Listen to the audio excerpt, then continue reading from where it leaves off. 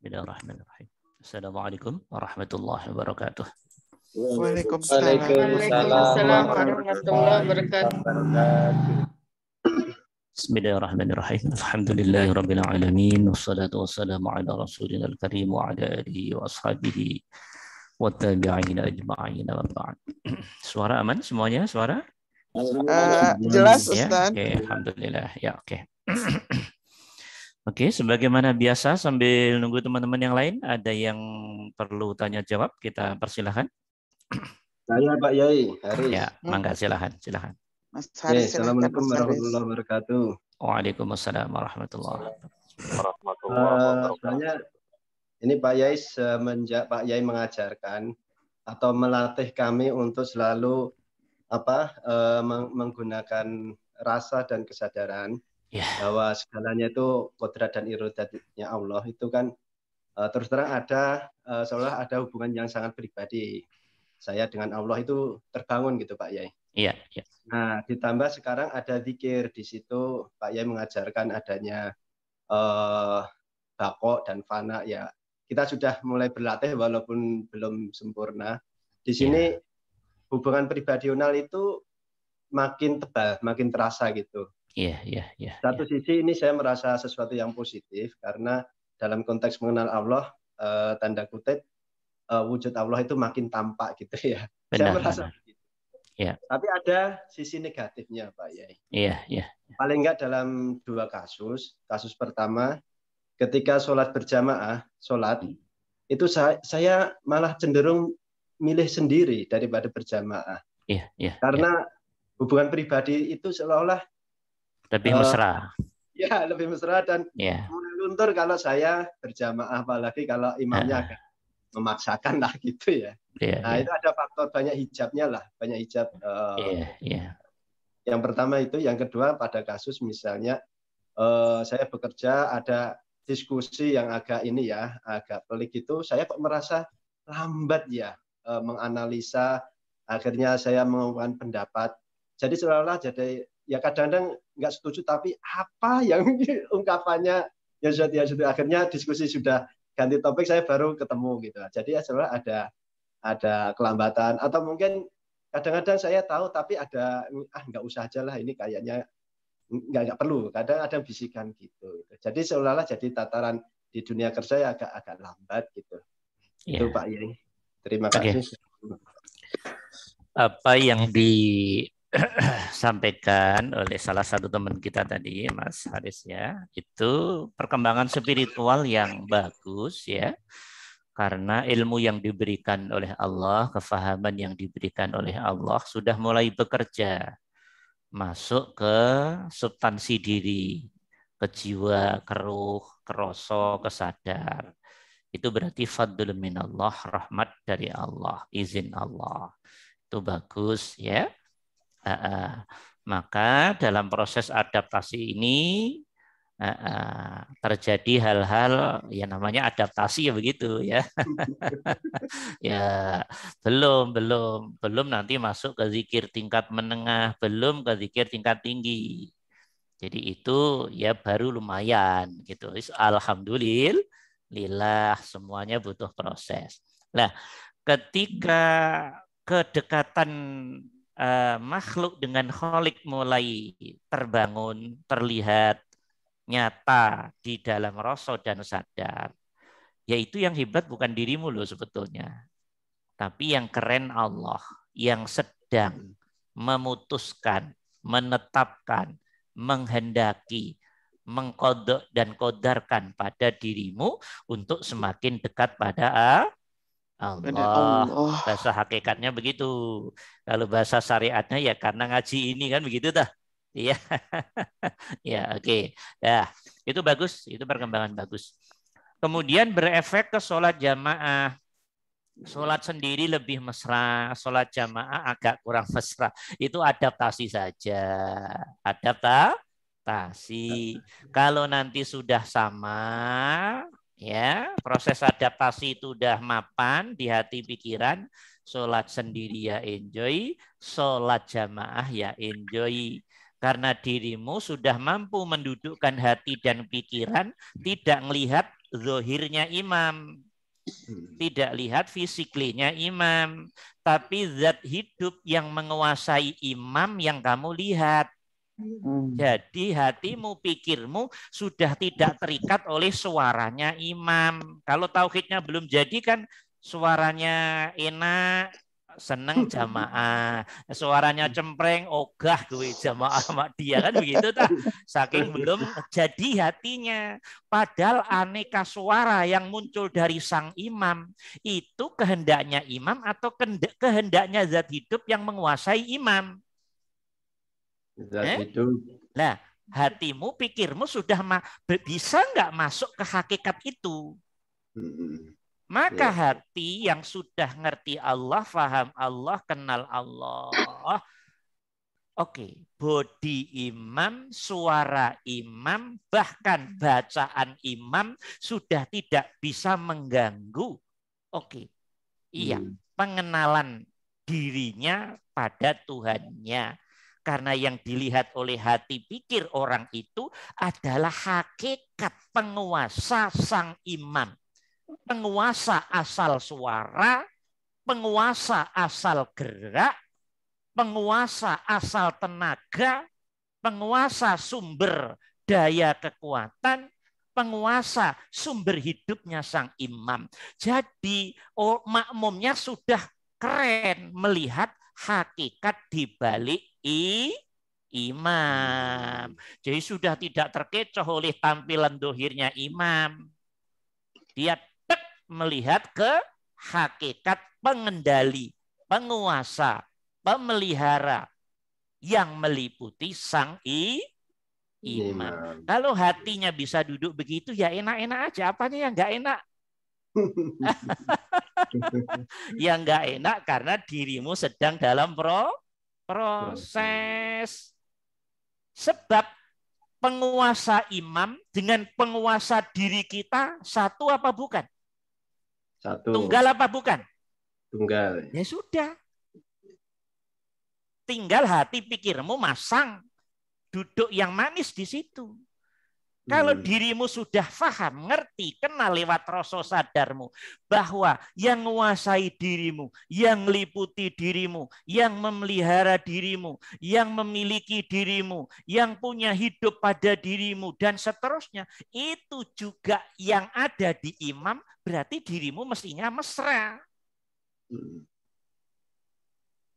Kalau belum, itu zonanya zona adab. Dirimu sedang menuju lebih keren pemahamannya tentang Allah. Butuh proses, butuh proses. Bisa dimengerti? Nah, seperti itu dah. Nah, seperti itu jawaban sederhana dulu, nggak usah dalam-dalam ya. Oke, itu satu. Yang kedua, dalam rapat lebih lamban apa? Ya, lebih lamban ini faktor apa? Enggak lah, semestinya enggak ada hubungannya. Lamban itu karena kita tambah enggak pinter atau lamban itu rasa kita lebih pilih tidak meninggikan emosinya tapi adem ayem tentrem dilihat event yang tepat atau bagaimana pengertian lamban itu. Kalau Pak Haris bilang lamban itu maksudnya semakin bisa mengendalikan zahir batin dari sebuah tekanan emosi kemudian tenang, adem ayem, mengikuti irama dan kemudian juga punya pendapat, yaitu bukan lamban. Itu berarti hatimu menuju stabilitas. Karena untuk mencapai satu ide cemerlang bukan harus yang pertama, toh? Iya. Atau kalau nggak mendapat ide cemerlang pun berarti Allah nggak ngasih. Ya udah selesai, mau ngapain? Emang kita harus, emang yang terbaik bukan kita. Ide baik pun itu pemberian Allah. Ya begitu tuh mestinya. Iya. Nah, oke. Seperti itu gambarannya. Itu perjalanan menuju step-step spiritual biasa itu biasa. Dari tangga 1 naik 1/4 lumayan ya kan. Dari 1 naik ke 1,5, 2 begitu nanti ya biasa itu proses. Tapi dilihat dari kalimatnya saja itu sudah ada kemajuan yang alhamdulillah. Ya orang tuh dari omongan aja kebaca kok, ngomong aja tuh udah kebaca. Jadi siapapun ngomong itu apa yang diomong kalau hatimu sudah diberi jernih oleh Allah. Kelihatan. Kelihatan terang benerang orang ini masih qala Allah qala Rasul doang ini. Masih pret ini. Kelihatan. Lihat omongan orang itu udah kelihatan teman-teman. Hatinya itu udah kelihatan. Oh ini hanya pinter dalil doang. Ini hatinya masih gelap ini. Kelihatan. Oh ini kelihatan. Kalau orang-orang yang oleh Allah sudah diberi kejernihan hati dan pikir.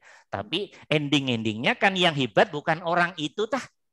Karena yang bersihin ya Allah, yang memberi itu ya Allah. Ya berarti tidak dikembalikan ke Allah aja udah. Biar kita nggak gede kepala. Iya apa enggak? Ada gitu. Walaupun Ustadz winter dualil kola Rasul castistus fawasehnya minta ampun. Dengerin aja kelihatan. Ya segitu. Bukan untuk sombong, bukan untuk membandingin. Maksudnya untuk membaca ayat Allah. Oh ini ilmunya setinggi langit, tapi hatinya oleh Allah baru didudukkan segitu. Menghormati, siap memahami ayatmu ya Allah. Tanpa melihat dirinya lebih, tapi justru mendudukkan semua dalam irama, irodahnya Allah. Enak nggak kalau begitu hidup kira-kira? Enak. Yang bikin nggak enak, dirimu ngerasa tinggi, yang lain kamu rendahkan. Atau yang lain kamu anggap tinggi, Allahnya nggak ada di hatimu, dan dirimu kamu posisikan rendah atau sangat rendah. Berarti dirimu belum mampu memahami Tuhanmu. Dengan aneka tampilan yang mau macam-macam di alam semesta ini. Paham ini? Insya Allah. Ya, itu pertanyaan dari Mas Aris. Yang lain silahkan. Pak Yai, mohon, Assalamualaikum. Boleh saya detailkan dulu sebentar? Ya, enggak, mohon silakan Mas Aris. Ya. Mohon sarannya yang pertama yang dalam proses adaptasi tadi. Ini kan terus terang saya udah 3 minggu ini kan lebih mengikuti kata hati, sholat sendiri, nggak pernah jamaah. Apalagi sholat maghrib sama subuh itu kayaknya kok istimewa, makanya saya meninggalkan jamaah. Nah ini mohon sarannya adaptasi seperti itu benar atau salah? Yang kedua tadi ketika saya lambat respon itu, kalau dulu saya tuh merasa bahwa yang saya pakai itu kan akal pikiran ya, input, proses, output itu semuanya ada di pikiran. Nah sekarang itu ada di proses itu tidak hanya satu di pikiran, kayaknya itu hati itu ikut nimbrung gitu loh. Nah itulah saya mensinkronkan itu. Nah itu jadi punya dua pekerjaan ini. Ya itu yang saya bilang proses. Karena antara akal dengan hati belum matching. Kalau hati nanti bersih, akal yang ngikutin hati. Secepat kilat apapun akal sikap akal, dia nggak akan bisa melampaui hati. Oke? Tapi kalau akal masih kotor nih bahasa canda ini, hati masih kotor, ya akan susah mengontrol. Seperti itu. Nanti kita akan tahu sendiri kok. Oh gini ya ininya. Oh gini ya. Gitu. Seperti itu gambarannya. Oke. Tentang karena merasa enjoy-nya bermesraan Allah lewat sholat dengan keadaan tadi, Mas Haris tadi. Sehingga dalam fakta perjalanan spiritual di sholat tertentunya lebih merasa nyaman sholat sendiri. Enjoy sholat sendiri. Yaitu perjalanan spiritual. Kalau dilihat dari kacamata syariat, ya kalau syariat mandang pasti kurang pas. Begitu? Itu pandangan syariat. Karena kalau menurut imam ini jamaah di masjid wajib. Menurut Imam Syafi'i lumayan lah sunnah mu'akkadah. Ya udah pakai Imam Syafi'i aja. Selesai, nggak ada masalah. Itu kan namanya pandangan-pandangan fikih. Tapi saya boleh berpendapat secara syariat, teman-teman mesti sudah bisa menjawab. Oke? Tapi kalau orang yang memahami itu sebuah proses penjernihan hati, pikiran, ketulusan hati dan pikiran, ya itu bagian proses. Oke, menata hati dan pikiran. Proses secara hakikat Allah sedang mendidik. Kamu kalau sholat sendiri dengan totalitas tauhidmu yang benar seperti ini loh rasanya. Enjoy-nya. Tidak ada kepentingan dilihat orang apapun, siapapun. Nggak ada kepentingan pahala, bidadari, surga. Enak, nyaman antara dirimu dan diriku. Dirimu makhluk, iya. Oke, bersama Khalik. Bermesraan tanpa ada yang ya macam-macam. Lebih nyaman. Itu perjalanan hakikat sebetulnya. Tapi saran saya pada batasan tertentu lah. Jangan diterus-terusin. Kalau diterus-terusin, nanti takutnya setan nimbrung di situ mengendarai kehalusan hakikat dalam di atas syariat. Setan juga pintar, penumpang gelap soalnya dia. Ya. Penumpang lewat rasa dan sadar tadi. Oke, tapi kalau saya bisa memahami karena saya pernah pengalaman yang begitu, ya. Sehingga akhirnya bisa bandingin, oh begini, oh begini. Nah, ending-endingnya diberi kefahaman oleh Allah, bisa mendudukkan hati dan pikiran hubungannya dengan iman. Saat dulu kita masih fanatik fikih, imamnya kurang fasih di kita itu udah nggak enak sholat itu. Jadi sholat itu sudah emosi, sholat itu yang sholat setan bukan hati, ya. Hati yang dikomporin setan. Oh, ini nggak jelas, ini imam nggak fasih ini loh. Ini sholat atau ngerasani orang ini. Jadi lucu. Jadi sholat itu bukannya menghamba pada Allah, tambah ngerasani imam. Wis macam-macam, nggak jelas nih imam, bajunya aja nggak rapi ini, macam-macam, sengaja macam-macam. Iya, jadi tambah naudzubillah lah. Tapi itu proses harus dilewati karena orang tahu dirinya benar kalau salah, pernah salah. Orang ngerti kalau aku nanti benar, ini kurang benar. Kalau mengalami yang salah, yang setengah salah ada nggak? Ya. Ini bahasa maksudnya. Jadi orang ngerti dirinya benar kalau karena pernah salah. Karena salah benar itu cara Allah untuk memahamkan diri kita. Bisa dimengerti? Bisa dimengerti ya?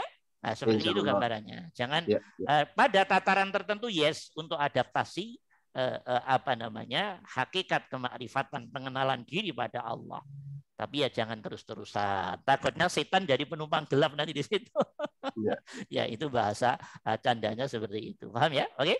Silakan yang lain, enggak? Assalamualaikum Ustadz. Waalaikumsalam warahmatullahi.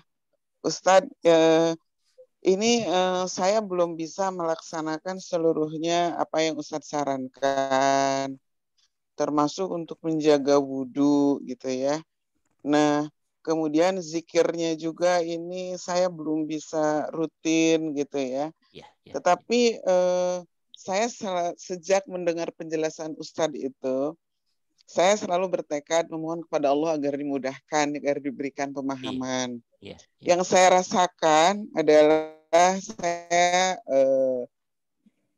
berat untuk meninggalkan atau melalaikan sholat. Itu dulu. Terus yang kedua, yang paling saya rasakan, saya merasa gini, nggak ada, misalnya ada orang melakukan kesalahan, contoh lah misalnya anak atau keluarga, itu emosi saya tuh jauh lebih tenang, sehingga melihat segala sesuatu itu siapa di belakang orang ini gitu.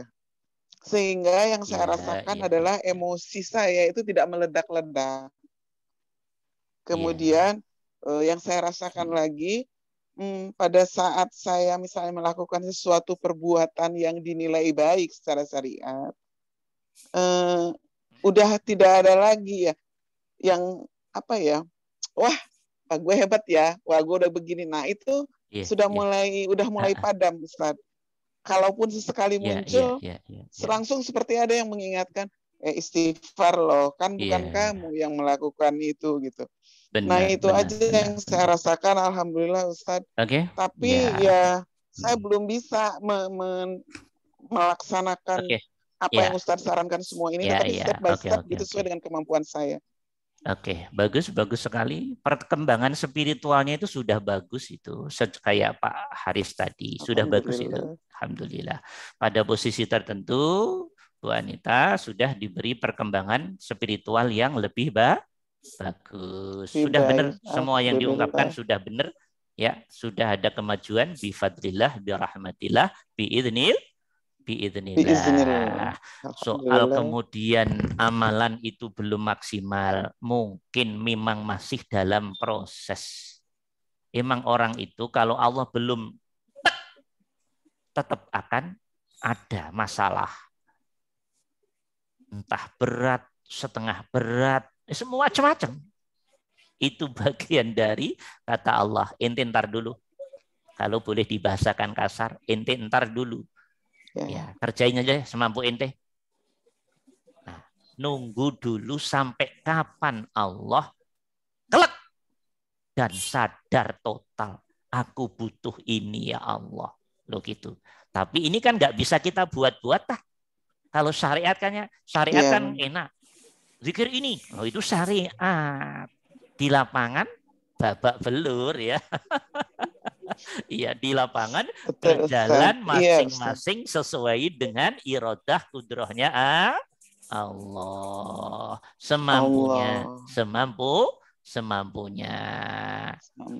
Nanti kalau waktunya pasti Allah akan bisa bahkan memberi lebih.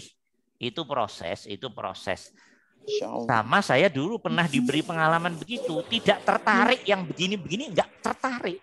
Walaupun mohon maaf nih, walaupun keluarga ini ada yang jadi mursyid ini enggak tertarik, namanya enggak tertarik bagaimana? Tapi begitu Allah sudah waktunya, ya sudah. Kalau Allah sudah bilang sudah waktunya, ya sudah. Tidak bisa menghindar. Tapi pesan saya secara syariat, secara logika, secara legal kehidupan, ayo mari monggo yang pingin cepat, yang pingin pengenalan Allahnya semakin tajam, ya amalkan yang kemarin-kemarin itu bagian untuk membersihkan hati, pikiran, biar menjadi keistiqomahan sehingga step by step pembersihannya semakin kuat. Setelah kuat diganti metode biar lebih kuat lagi. Setelah kuat lagi diganti metode biar semakin kuat lagi. Nah, butuh proses, tapi silahkanlah masing-masing berjalan sesuai kemampuannya masing-masing. Kan yang bisa melihat diri teman-teman kan diri teman-teman sendiri Ya, artinya zikirnya yang paling nyaman lah ya Ustadz ya, karena kadang-kadang kalau paling nyaman apa? Nggak masalah. Yang paling nyaman apa? Mangga nggak ada masalah. Itu mungkin bagian karakteristik orang tertentu yang oleh Allah dikehendaki seperti itu. Yang penting dirimu nyaman dengan apa yang kamu nyamani dan lillah. Intinya di situ saja. Ya, oke. Karena antara satu orang dengan orang lain memang nggak bisa disamakan. Ya, nggak bisa kita memaksa orang semuanya suka sate. Padahal sate enak nggak? Ayo. Enak. Abu Nawas enak bagi yang suka. Yang nggak suka nggak enak. Jadi kita nggak bisa maksain. Kenapa? Oleh Allah diberi karakter tersendiri. Dijadikan ayat dengan model lain. Seperti itu. Ya, kita bisa memahami. Lakukan sesuatu yang enjoy, yang mesra menurut Bu Anita, yang penting dirimu lillah. Itu saja intinya. Ya, oke. Ada lagi yang lain? Ustaz. Ada, Ustaz. Sekarang saya. Ya. Mangga silakan. Pak Jufri. Ya, mangga. Assalamualaikum warahmatullahi wabarakatuh. Waalaikumsalam warahmatullahi wabarakatuh. Cukup menarik. Saya ingin pencerahan dari Pak Ustaz tentang tadi sudah disinggung masalah akal dengan hati. Ya. Sebenarnya yang dimaksud di sini akal yang mana dan hati yang mana? Karena di dalam hati itu ada kuat, ada ini, ada itu, terakhir ada sir, di dalam sir ada anak.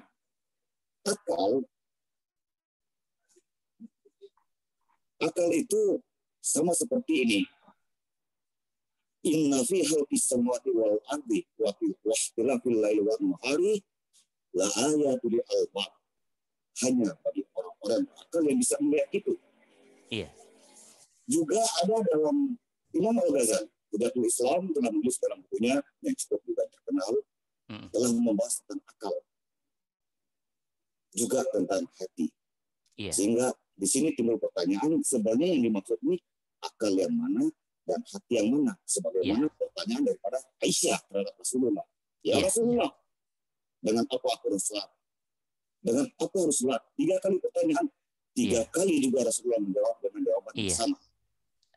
Jadi mohon maaf Kiai, guru saya ingin pencerahannya supaya tahu persis yang di mana bukan akal-akalan, tetapi akal yang mana yang dimaksud dan hati yang mana. Benar. Ya, oke. Pertanyaan yang bagus sekali, ilmiah ya, dan tidak mudah dipecahkan tentunya. Begini, kalau zohirnya hati, kolab zohirnya ya yang bisa digoreng itu loh. Yang bisa direbus itu loh Pak Jufri, itu zohir. Oke? Ya. Zohirnya akal, ya. Apa yang ada dalam sistem yang ada dalam kepala kita.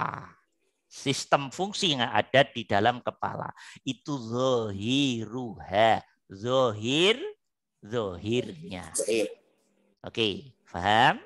Lah, zohirnya hati, zohirnya akal. Pertanyaan, zohirnya hati, zohirnya akal. Bisa tak berfungsi? Bisa tak bekerja tanpa diliputi jiwa? Tolong dijawab semuanya. Bisa apa tidak? Tidak bisa. Bisa tak hati berfungsi, akal berfungsi tanpa diliputi roh? Tidak bisa. Bisa tak roh bekerja tanpa diliputi nurullah, karena roh itu Nur Muhammad, dan Nur Muhammad bisa bekerja. Oke. Itu karena efek penguasaan Nurullah. Nurullah itu yang punya nama Allah itu loh. Nurul Izzah, Nurul Zat. Nur zatnya Allah. Kalau Allah itu rak nama tah. Paham nggak nih maksud saya? Allah itu nama loh ya. Nah, yang punya nama Allah sering disebut Nurullah. Allahu nurus samawati wal ard. Sekali lagi saya tanya, bisakah fisiklinya hati, fisiklinya akal berfungsi tanpa peliputan jiwa? Tidak mungkin. Tidak bisa. Nah, bisakah jiwa bekerja, berfungsi tanpa peliputan roh? Tidak bisa. Bisakah roh bekerja tanpa peliputan nurullah? Tidak bisa. Tidak bisa. Ngerti nggak maksud saya ini? Ini kalau dijelaskan panjang, ini jam-jaman. Nanti ada waktunya tersendiri. Saya hanya ingin mancing teman-teman saja. Jadi kalau Allah nyebut hati qalb, Allah nyebut hati domir, Allah nyebut hati yang lebih dalam namanya basirah, Allah nyebut hati yang lebih dalam lagi namanya fuad. Allah nyebut hati yang sangat dalam namanya sir, nur Muhammad, roh. Itu sap-sap yang halus yang sudah tidak bisa, tidak bisa dilihat secara fisikly. Hanya para orang-orang tertentu yang masuk kehalusan hati dan pikir bisa menangkap lewat kehalusan rasa. Kehalusan rasa. Oh, ini rasanya. Rasa kalau dasar. Oh, kalau dimasukin ke Allah, oh begini tah. Kalau masuk ke dalam, oh begini tah. Itu lo nanti baru ngerti ini tataran jasad. Kalau jasad, kalau rasa masih di jasad, suara apapun terdengar, digigit nyamuk kerasa. Oke, gatal dikit kerasa. Oh, berarti saya ada di rasa yang kasar. Oke. Ingat akal, ingat anak, ingat istri, ingat utang, itu pikiran dasar. Masuk ke dalam lagi, loh kok begini? Masuk sangat dalam lagi, loh kok begini? Itu nanti lewat pengalaman ruhiyah spiritual. Nggak bisa selesai dengan fikih. Hafal 1000 kitab fikih nggak bisa sampai ke sini, nggak bisa teman-teman. Ini pengalaman hati, roh, jiwa. Bisa dimengerti? Nah, dah. Untuk pengantar saja, bukan membahas, untuk mancing teman-teman. Dengan demikian, hati, pikir, akal sejatinya yang fisikly atau yang goib yang meliputi fisiklenya. Tolong dijawab. Ayo, tolong dijawab. Ayo. Sehingga sejatinya yang kamu lihat fisiklenya hati yang bisa digoreng, direbus, fisiklenya dalam kepala ini, atau substansi goibnya yang meliputinya. Mana yang teman-teman lihat? Substansi. Lah, substansi goib itu. Lah, substansi goib itu bentuknya satu kesatuan sistem, Pak Muhtar Jufri. Hati, jiwa, akal, roh itu satu kesatuan, nggak bisa dipretelin, nggak bisa dipisah. Ngerti? Istilahnya berbeda, tapi satu kesatuan fungsi sistem.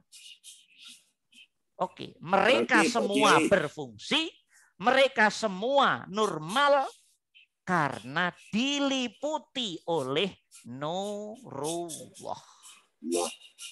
Nggak ada Allah, nggak ada nurullah, hati tidak akan bisa jadi hati dengan fungsi hati. Nggak diliputi nurullah, akal tidak akan bisa berfungsi sebagai akal. Berarti fungsi hati dan akal, kemandiriannya hati dan akal secara fisikly, atau karena efek peliputannya Allah. Yang mana? Peliputan. Lah, agak tinggi. Nanti kalau ngajak tinggi-tinggi tambah stres semua ya. Masih bisa saya ulangi. Jadi fungsi akal dan hati kita itu karena independensi kemampuan fisikly atau efek peliputan yang gaib yang meliputi zahirnya hati dan pikiran itu, yaitu nurullah. Itulah yang disebut al-hayyu al-qayyum. Itu nurullah itu loh teman-teman. Hatinya teman-teman harus masuk di sini. Oke, jangan berhenti di zahir. Zahir itu hanya untuk memasukkan rasa sadar ke yang dalam. Yang dalam itu siapa? Penguasa jiwa, hati, akal, roh. Siapa itu? Nurullah. Itulah Tuhan kita yang meliputi setiap makhluknya. Dalam konteks kita yang meliputi kita. Itu yang dimaksud dalam ayat Wa idza sa'alaka ibadi anni fa inni qarib. Muhammad, kalau ada orang yang nanya, di mana Allah, di mana Tuhan, di mana aku, tolong jawab. Fa inni qarib. Gue dekat. Dijelaskan di ayat lain oleh Allah. Nih, dekatnya kayak apa? Wa huwa ma'akum aina ma kuntum. Dia Allah selalu bersamamu. Tahu nggak? Selalu bersamamu. Kenapa? Karena Allah nurullah yang meliputi ruhmu, meliputi dirimu. Sehingga dirimu bisa semuanya. Itu efek peliputannya Allah. Bukan independensi zahiriyahmu. Faham ini? Kalimatnya agak tinggi apa tidak ini? Faham insya Allah? Paham, insya Allah, Ustaz. Seperti itu gambarannya. Nah, itu tentang hati dan akal pikiran. Jadi hati, akal, pikiran itu sistem dalam satu kesatuan. Nah, teman-teman jangan kejebak di hati dan pikiran. Tapi hati pikiran dipasang oleh Allah dalam sistemnya untuk biar melihat nurullah yang menjalankan hati dan pikir. Ngerti nggak nih maksud saya nih? Ya. Kala hatimu berarti rasamu. Kala akal pikiranmu berarti kesadaranmu sudah mampu menyadari, merasa tentang nurullah yang meliputi roh sehingga hati pikirmu bisa berfungsi. Itulah namanya pengenalan hamba pada Tuhan. Tuhannya. Kayak gitu mau dibilang Allah jauh. Masya Allah, nggak pinter banget ya. Allah jauh. Emang ente bisa hidup tanpa Allah gitu tak? Enggak bisa. Kita bisa hidup tanpa Allah? Tidak bisa. Iya, bisa. HP berfungsi tanpa setrum? Tidak bisa. Nah, itu nggak bisa dong. Iya toh. Lah setrum itu kayak apa? Ini contoh. Tapi setrum meliputi sistemnya HP apa tidak? Nah, baru setrum aja pusing apalagi Allah, ya toh. Tapi dari fakta diri kita sudah bisa untuk membuktikan itu semua. Dah, clear, mengerti ini, Pak Jufri? Jadi saya sebentar. Oke. Jadi kalau begitu, sesungguhnya dia itu menamakan dirinya sesuai dengan tempat yang dia tempati. Ini kayaknya cocok dengan pertanyaan saya beberapa bulan yang lalu, bukan pernyataan saya bahwa dia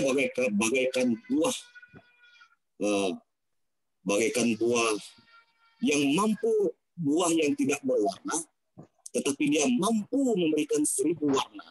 Jadi kemungkinan, Pak Ustaz, karena dia meliputi, berarti dia menamakan dirinya sesuai dengan tempat yang ia namakan, bagaikan buah yang randum. Ya, boleh lah, boleh. Ya, boleh. Itu namanya berpantun. Berpantun untuk mengekspresikan kemahaagungannya Allah, mangga. Tapi saya nggak begitu paham pantunnya, tapi maksudnya agak mengerti. Ya, silakan, mangga, nggak masalah. Itu istilah saja. Ya, intinya teman-teman mengerti, memahami, mengenali bahwa diri kita bisa begini, begitu, beraktivitas, dan seterusnya. Karena efek peliputannya Al-Hayyu Al-Qayyum, Al-Khaliq, Nurullah. Sudah, sampai ini aja paham itu. Udah, fadlu minallah itu. Tinggal dudukin hati dan pikiran. Membangun kebiasaan. Nah, itu aja udah luar biasa. Mbak Mukhtar Jufri ya. Iya, oke. Jadi mohon maaf, jangan terkecoh oleh istilah ilmiah. Ya, jadi yang penting hatimu tuh ngerti. Aku itu yang mana, Allah itu yang mana. Udah, itu aja udah luar biasa. Berarti teman-teman dihitung oleh Allah orang yang sudah excellent. Karena sudah mengerti, kenal, faham siapa aku, siapa Tuhanku. Itu sudah insya Allah lah jaminan husnal khotimah insya Allah. Amin. Ya, oke. Amin. Ya, emang begitu. Hadisnya emang begitu. Ya, wong Allah bilang aku deket kok. Enggak pada ngerti. Bagaimana toh? Qurannya berapa ayat yang bilang begitu? Nah, udah, teman-teman duduk aja di sini. Membangun pembiasaan. Oke. Membangun pembiasaan rasa sadarnya. Sudah, nanti Allah sendiri yang akan mengatur dan mengajari diri kita. Paham insya Allah nih? Paham ya. Dah. Situ dulu Pak Muhtar Jufri, situ dulu aja ya, jangan dalam-dalam dulu. Nah, ini kalau dalam-dalam kuliahnya jadi ya. Oke, dah, sudah paham ya? Izin tidak boleh. Begini Pak Ustaz, berarti ya, kalau kita ambil secara membuktikan secara nyata, ya, dicubit di kaki akan terasa sampai di kepala. Apakah begitu? Di apa tadi? Dicubit di kaki, dicubit di ujung kaki, ya, maka akan terasa sampai ke kepala. Ya, kerasa di seluruh tubuh lah, bukan di kepala doang. Itu maksudnya. Iya, ditonjok kepalanya seluruh tubuh ngerasain sakit. Kenapa? Karena hakikatnya kita diliputi oleh jiwa, jiwa diliputi roh, roh diliputi nurullah. Bisa dimengerti? Nah, seperti itu. Udah, duduknya hatinya Pak Muhtar Jufri dan teman-teman, pokoknya wa kanallahu bikulli syai'in muhita. Duduk manis saja di sini. Bahwa Allah meliputi setiap hambanya. Sudah duduk di ayat ini aja, anteng, adem, ayem, tentrem, sudah aman dirimu sampai mati udah. Ini kunci kemakrifatan di sini. Ya, Oke? Setuju. Ya, paham ya? Ya, oke. Nanti kapan-kapan dibahas lebih dalam. Ya, oke, dah. Ada satu lagi mungkin, silakan, Fadhal. Ustadz, saya Ustadz. Ya. Ustadz, kalau wanita yang masih produktif itu kan ada masa setiap bulan ada masa libur ya untuk ibadah seperti sholat dan ritual lainnya. Iya. Kan kayak zikiran itu Ustadz, kalau misalkan kita sedang kotor nih, sedang haid gitu, itu ngerasa kayak tidak dapat feel-nya gitu loh Ustadz. Apakah tetap boleh melakukan rutinitas zikir yang harian itu juga mingguan dan yang biasa kita lakukan atau gimana gitu Ustadz? Karena ketika berzikir pada saat haid itu tidak feel-nya tuh nggak dapet kita kayak seperti pada saat kita suci, berwudu dan lain sebagainya gitu loh Ustadz. Oke, ya. Itu terus, aja. Yang kedua Ustadz, makna lillah mendalami lillah ini kan sangat ini ya Ustadz, sangat butuh proses gitu, mengerti semua yang Allah berikan kepada kita, baik itu musibah, baik itu kesenangan ataupun suka duka lah ya gitu. Kalau orang Jawa kan ada peribahasa urip mong sadar mong lakoni gitulah ya Ustaz. Benar. Kita ini kan cuman wayangnya Allah aja gitu. Kadang-kadang kita nggak ngerti bahwa sesungguhnya di balik setiap kejadian itu adalah hikmah besar dari Allah gitu. Iya, benar. Nah, bagaimana kita supaya terus awas gitu, dalam arti mawas diri dalam menjalani kehidupan dan ya udah mong sadar mong lakoni gitu, tapi tetap ada di jalur Allah gitu, tidak melenceng ke jalur yang lain seperti itu. Ustaz. Terima kasih Ustaz. Okay. Pertanyaannya bagus sekali. Fikih yang masuk ke zona hakikat. Iya, kalau ibu-ibu, teman-teman perempuan, kaum hawa, ya, haid atau nifas, ya. Ustadz kayaknya kalau haid, nifas, kok kalau zikiran nggak enak. Itu karena dirimu sedang diganggu oleh rasa fikih. Tahu rasa fikih? Tahu rasa fikih? Ya.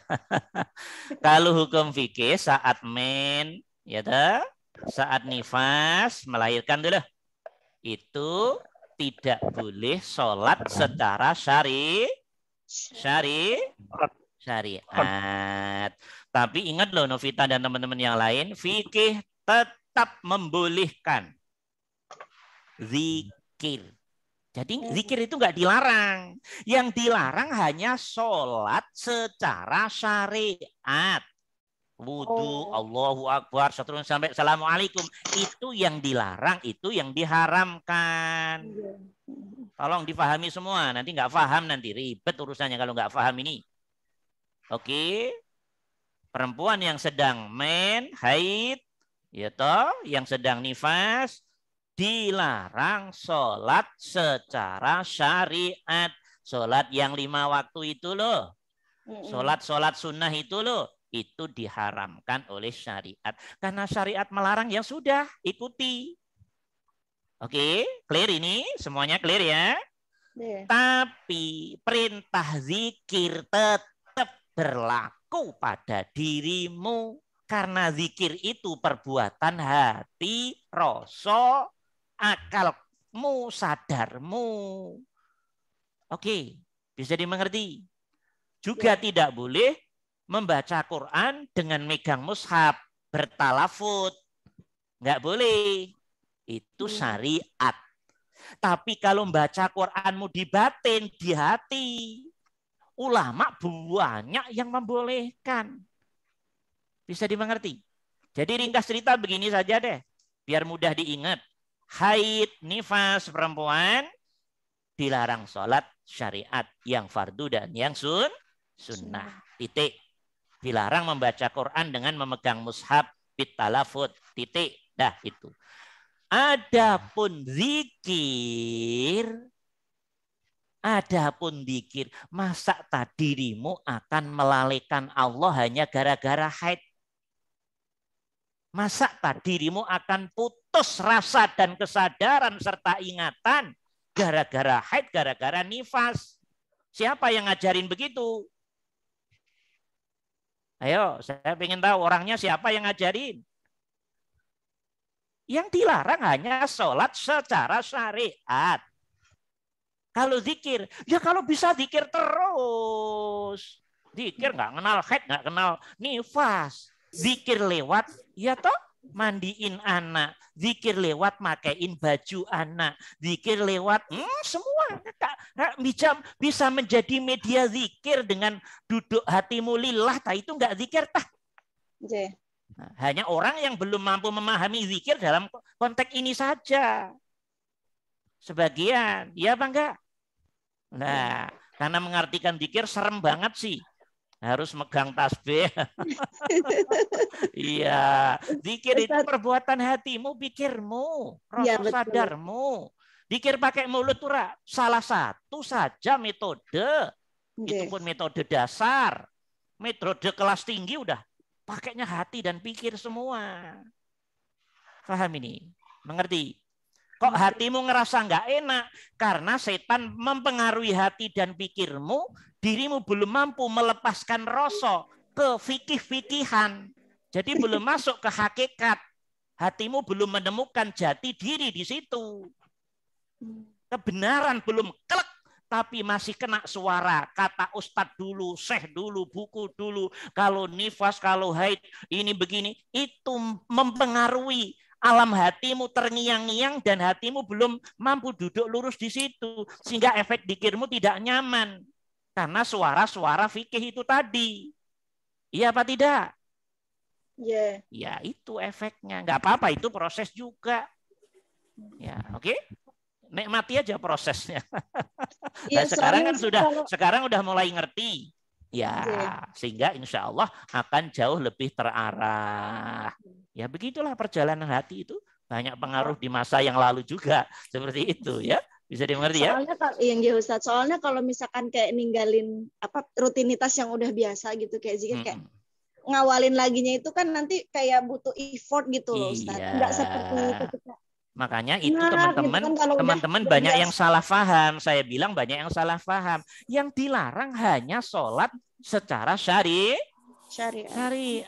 Adapun zikirmu dengan hati, ya toh, suara hati, ya kalau bisa harus begitu. Bagaimana toh? Jadi tolonglah jangan disalahpahami. Kalau nifas, kalau haid itu terus hati harus kosong, belum dari Allah. Loh itu jadi Masya Allah. Kayak orang kafir 100% itu nanti. Iya apa enggak?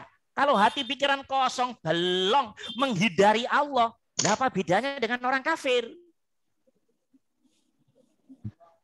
Iya apa enggak? Nih banyak yang salah paham nih, Ya betul Ustaz, betul. Yang dilarang sholat secara syariat. Sholat 5 waktu dan sunahnya itu loh. Puasa secara syariat. Lah, hati pikirmu masuk ke zona hakikat.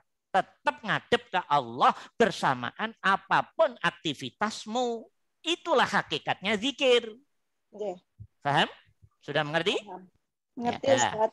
Oke, apalagi tadi yang kedua? Jadi lupa. Tadi itu Ustaz peribahasa Jawa itu kan urip mong sakder mong lakoni. Ya, kan teman-teman udah pada tahu semua toh ya, hidup ini iya hanya menjalankan irodah kudrohnya Allah.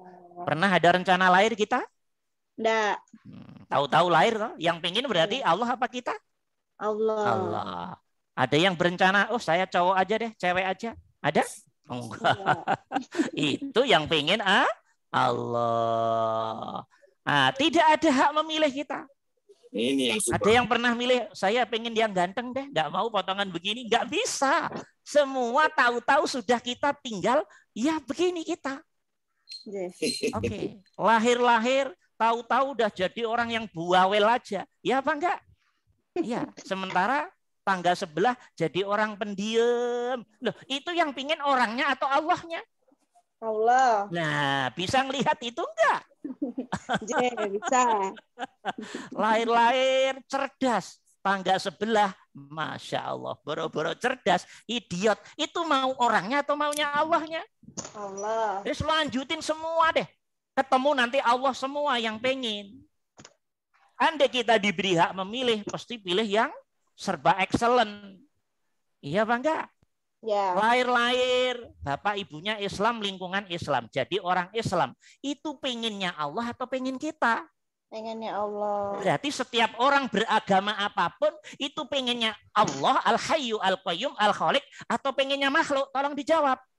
Allah. Kalau sudah tahu begitu, kenapa dirimu berantem? Kenapa dirimu benci pada orang karena lain agama? Berarti dirimu nggak mampu memahami Al-Hayyu Al-Qayyum yang berkehendak mutlak di alam semesta ini. Nggak pinter-pinter namanya. Kalau nggak pinter-pinter apa namanya?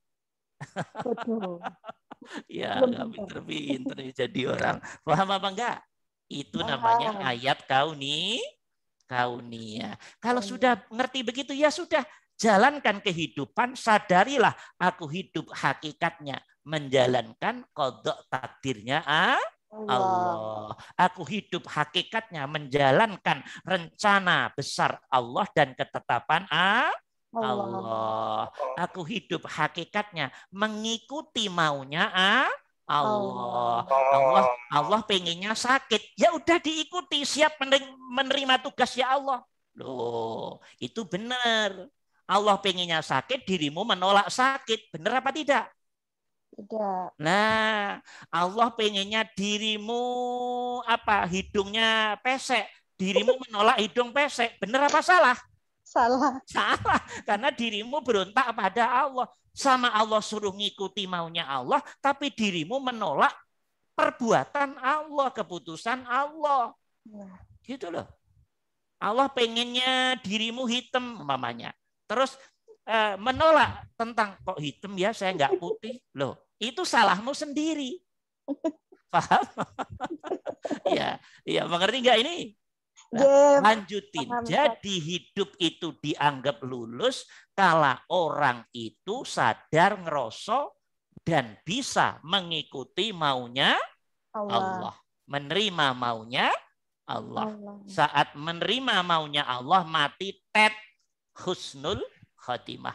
Karena dia mati dalam pengenalan Tuhannya. Saat mau ngelakoni ya Ustadz ya. Iya, memang hidup itu menjalankan iradah kudrohnya Allah. Iya. Bisa tak dirimu hidup sakar PDW? Saya pengen tahu siapa orangnya di sini, ayo. Pengen kaya tambah miskin terus ya toh. Ya, dan ini bahasa canda. Hanya masuk ke rasa dan sadar ini tidak mudah. Gitu lah. Dah paham ya? Ya, oke. Kita langsung masuk ke kuliah baru ya. Alhamdulillah ya Allah. Oke. Istirahat sejenak. Ambil napas ya. Bismillahirrahmanirrahim.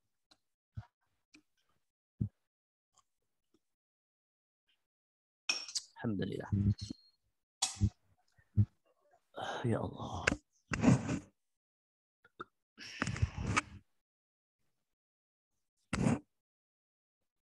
bertanya boleh Pak Ustadz?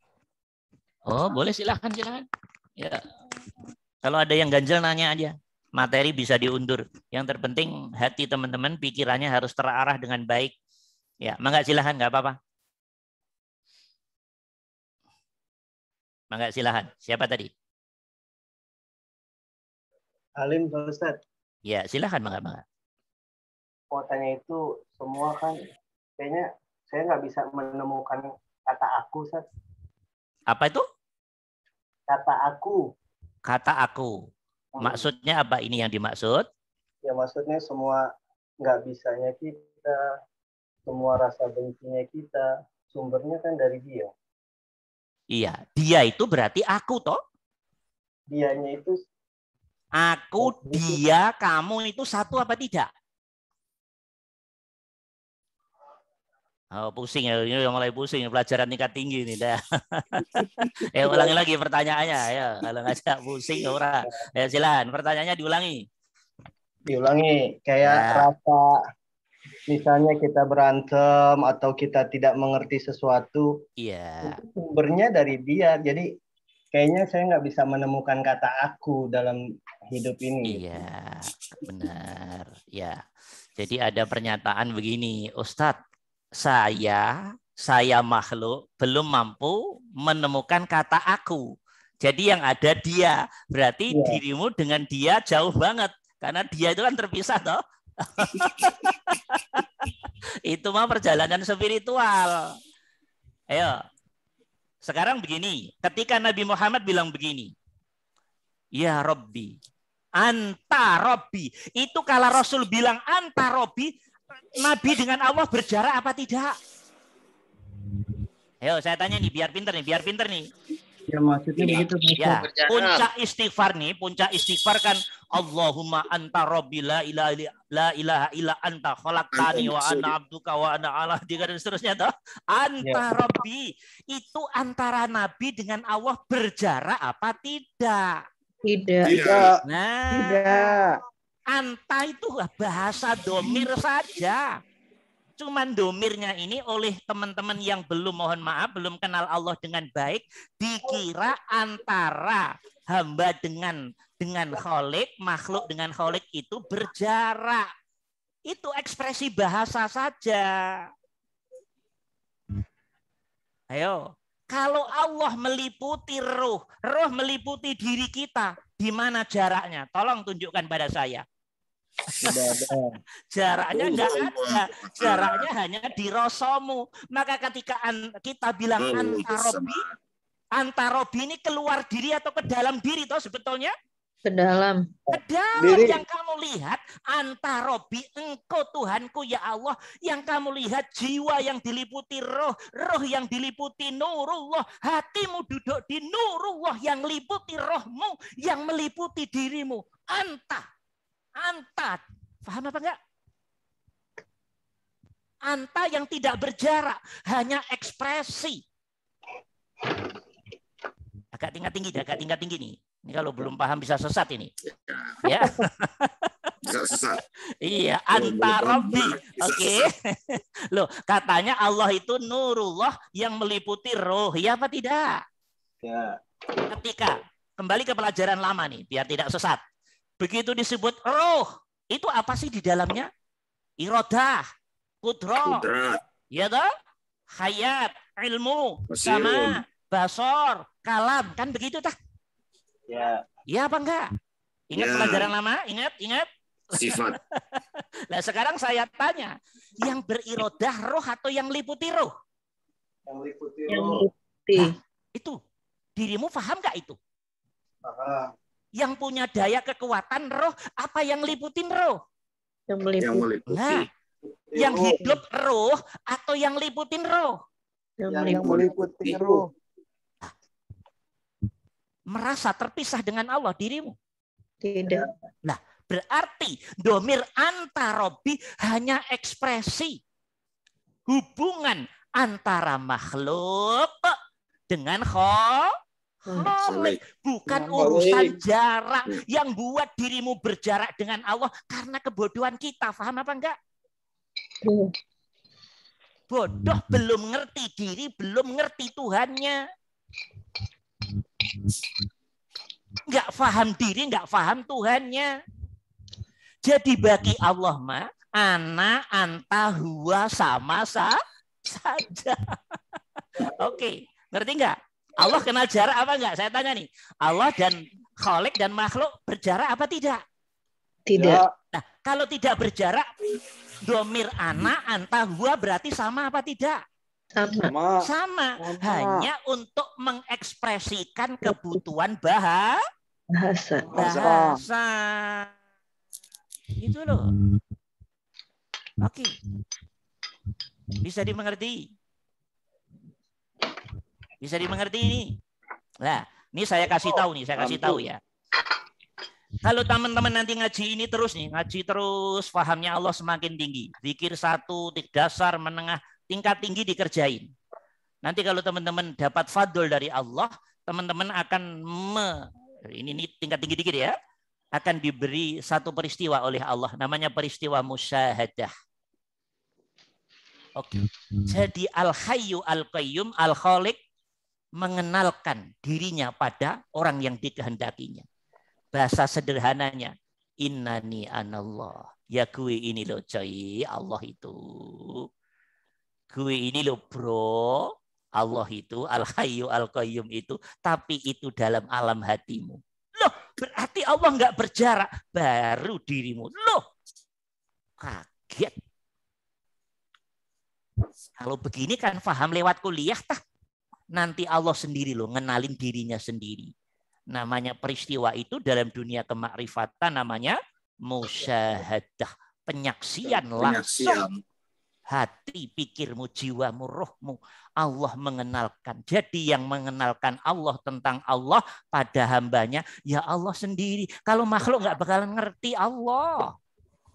Kalau Allah udah bilang, gue coy, Allah itu baru nanti ngerti. Musyahadanya zat. Tapi nggak bisa diceritakan, namanya Allah yang nggak bisa diceritain. Iya dah, itu saja sampai situ biar Pak Halim nggak stres ya, paham? Ya, jangan tinggi-tinggi. Yang penting kalau sudah masuk ke Allah, domir ana berarti orang pertama, domir anta berarti orang kedua, domir huwa substansinya sama karena Allah tidak berjarak. Ana anta huwa hanya ekspresi bahasa, bukan hakikat jarak atau tidak berjarak. Kalau seseorang merasa berjarak dengan Allah, itu karena kekotoran hatinya dan pikirannya. Itu karena ketidakfahamannya sama sekali tentang dirinya dan Tuhannya. Tapi ya jangan disalahin, jangan galak-galak lah. Itu proses. Mudah-mudahan mendapat hidayah fadl dari Allah sehingga dia masuk kefahaman yang tinggi tentang dirinya dan Tuhannya, dan syukur-syukur dengan keistiqomahan tertentu dia mendapat fadl minallah, ia diberi peristiwa musyahadah. Setelah peristiwa musyahadah, orang biasanya oleh Allah dimasukkan ke zona ainul yakin, hakul yakin. Jadi semakin mendekati, apapun menjadi zikir semuanya. Dia akan dimasukkan oleh Allah ke zona fana fillah, bahkan nanti masuk ke baqo fillah. Itu tanda teman-teman oleh Allah dijadikan orang yang excellent di hadapan Allah. Semuanya kelihatan di hatimu dan pikiranmu. Anakmu, istrimu nggak akan ngerti. Karena ini urusan hati. Setuju. Oke, urusan hati. Sama istri mungkin tidur bareng, yang bareng rak zohirnya, tapi hatinya rahasia toh? Iya, nggak ngerti urusan rahasia ini. Oke, pahami? Ya, pahami? Paham berarti. Ya, dah, oke. Jangan dalam-dalam dulu ya. Yang penting itu aja ya. Nanti ke depan ada kajiannya yang dalam. Yang depan ada kajian yang dalam sehingga teman-teman semakin yakin nanti. Oh, ini yang dimaksud oleh Allah. Kami lebih dekat dari urat lehermu tuh. Ini Berarti pahamnya Al-Halaj sama Siti Jenar nggak salah Pak Ustadz ya? Tuh, saya belum berani itu. Nanti bikin kisruh ya. Ya, nanti bikin kisruh. Jangan semudah itu dan juga tidak bisa kita berstatement dengan keadaan yang kita tahu sendiri. Kita harus arif. Bahasa sederhana saya, ya biarlah nanti Allah yang memutuskan. Ya, tapi juga jangan mengkafir-kafirkan orang. Gitu loh. Bisa dimengerti? Kalau sudah ngafirin orang kok seneng banget ya. Ya. Sementara Allah itu, wong ada perempuan kerjaannya itu zina aja, minumin anjing aja udah dimasukin surga. Itulah hidup teman-teman. Ya, hati-hati. Udah nggak usah berkomentar ke yang nyerempet masalah sepanjang sejarah. Bukan saya tidak bisa berpendapat itu. Kita jaga perasaan masyarakat. Karena untuk tahu ilmu kelas tinggi butuh banyak hal. Oke, bisa dimengerti? Yang penting teman-teman paham tentang diri, tentang jiwa, tentang roh, tentang nurullah, ya sudah selesai. Untuk dipakai hatimu, pikiranmu. Bisa dimengerti? Biar duduk la ilaha illallahnya sempurna. Ya, soal benar salah biarlah penentunya Allah. Jangan dirimu bukan Tuhan. Iya, penentu salah benar itu nanti Allah. Cuma sayangnya kita ini lebih galak dari Allah kadang. Ya repotnya di situ. Ya oke lah, udah bisa dimengerti ya. Ya dah, oke. Ya, jangan tinggi-tinggi, yang santai-santai dulu ya. Oke, ada lagi pertanyaan? Ana Ustaz, Assalamualaikum. Ya, silakan. Waalaikumsalam warahmatullahi. Ustaz, Ana mau tanya baik lagi ke awal. Iya. Nafsu, Ustaz. Nafsu. Mengenai apa? Nafsu. Iya, nafsu. Jadi, Bangga. Saya masih bingung. Nafsu itu kadang diartikan kayak nafsu ammara bisu, jadi nafsu. Iya. Terus di lain waktu saya lihat itu jiwa, Ustaz. Kullu nafsin dha'iqatul maut. Setiap jiwa itu merasakan kematian. Bahkan yang masuk surga itu pun nafs ini, Ustaz. Ya ayyuhan nafsul mutmainnah irji ila rabbiki radiyatan mardiyah wadkhuli fi ibadi wadkhuli jannati. Yang masuk surga pun nafs. Sebenarnya nafs ini apa, Ustaz, definisinya? Jadi intinya bingung itu ya. Iya. Bingung itu sendiri perjalanan spiritual. Memang oleh Allah dibuat seperti itu. Ayatnya muter-muter gitu ya. Iya, ada nikmati aja kebingunganmu. Ya, itu prosesmu sendiri itu. Seperti itu. Ya, kalau langsung enak ya enak aja, enggak harus muter-muter, hatimu, pikiranmu harus pusing-pusing dulu, harus ngalami babak belur dulu biar kemudian nanti paham. Ya, tapi saya hanya memberi begini. Teman-teman, kalau Allah sesekali dalam Al-Qur'an menyebut nafas itu jiwa. Nafas itu jiwa. Jiwa itu badan gaib kita, diri gaib kita. Oke, bisa dimengerti? Yang di dalam jiwa itu ada hati, ada akal. Oke, itu jiwa. Lah, jiwa yang di dalamnya ada hati dan akal bisa berfungsi tidak tanpa peliputan roh? Ya. Tidak. Ini fakta atau main-main ini? Fakta. Iya, fakta. Berarti jiwa dan roh itu tidak bisa berpisah dong. Fakta toh? Iya. Lah, tapi di balik roh siapa? Yang hebat roh atau nurullah? Nurullah. Berarti adalah semua sejatinya rahasianya siapa? Rahasianya Allah, teman-teman. Ilmu tingkat tingginya begitu. Cuman dirimu dibuat pusing-pusing dulu oleh Allah. Biar mau berusaha, biar mau belajar, biar ada perjalanan. Kayak mendaki gunung itu loh, kepleset-pleset dulu, babak belur dulu, luka dulu. Ya toh? Macam-macam toh? Lah, oke. Dah. Secara ilmiah saya jawab singkat begini. Sesekali Allah menyebut jiwa, diri kita yang gaib, nafas. Oke? Sesekali Allah menyebut hati, roh, juga nafas. Kenapa? Karena satu kesatuan. Tidak bisa berdiri sendiri-sendiri. Oke? Paham ini? Nah, bentar. Kemudian tadi ada nafsu amaroh, ada nafsu lawamah, ada nafsu sufiyah, ada nafsu mutmainnah. Itu di mana? Itu dalam sistem jiwa itu sendiri. Nah, pertanyaannya saya tanya nih. Siapa yang meletakkan sistem-sistem dalam jiwa ini? Siapa? Allah. Ya, tolong dijawab, jangan ragu. Diri kita atau Allah? Allah. Yang meletakkan sistem di jiwa ada setan, ada iblis, ada jin yang akan berkolaborasi dengan jiwa itu sendiri, yang akan mempengaruhi jiwa itu sendiri antara plus atau minus. Ini pekerjaan siapa ini? Allah. Tolong dijawab biar nggak ragu hidup ini. Pekerjaan siapa? Allah. Allah. Bisa tak setan dengan sendiri masuk ke diri kita, sakar PDW menguasai diri kita? Bisa apa tidak? Tidak bisa. Loh, hebat banget setan begitu. Nggak bisa. Jadi semua di bawah SOP-nya Al-Hayyu Al-Qayyum. Gitu loh teman-teman.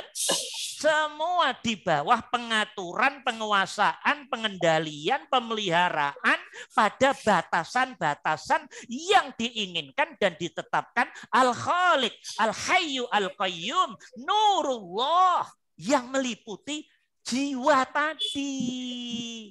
Berarti penguasanya siapa dong penguasanya? Allah. Al-Hayyu Al-Qayyum. Mengerti? Penguasa alam jiwamu, hatimu, pikirmu. Sejatinya Allah sendiri. Cuman dirimu belum mampu nembus ke sini. Maka bingung terus. Faham? Itu normal. Harus pusing-pusing begitu dulu. Ya. Untuk sebelum masuk, yakin. Itu dibuat muter-muter dulu oleh Allah.